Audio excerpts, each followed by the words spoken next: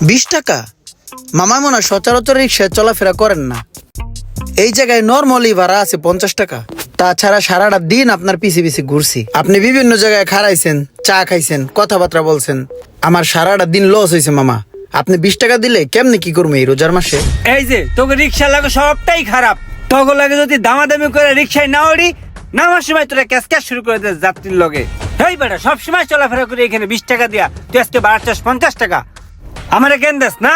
আবার কস মামা মনে হয় কোনো সময় রিক্সায় চলাফেরা করেন না। এই আমার জ্ঞান দেস। এই তুই কদিন রিক্সা চালাস? হ্যাঁ কদিন এসে রিক্সা চালাস? মামা আমি তো লিগ্যাল কথাটাই কইছি, আপনি চিল্লাচিল্লি করতেছেন।